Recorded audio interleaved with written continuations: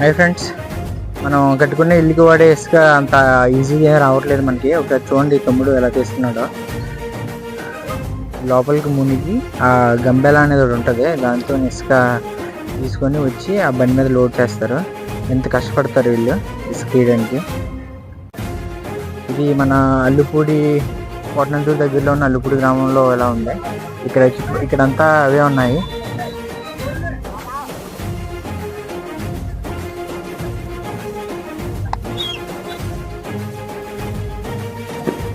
Bro ఇక్కడ ఎప్పుడు water ఉంటుందా? ఒక బండి ఎంత వస్తుంది? కోటనందూరు సైడ్ అయితే 1000 రూపాయలు, అలా మీ సైడ్ అయితే 600 500 వస్తుందా? రోజుకి ఎన్ని బండ్లు తీస్తారు మీరు? రోజుకి 3 బండ్లు వేస్తారు. Okay, thank you bro.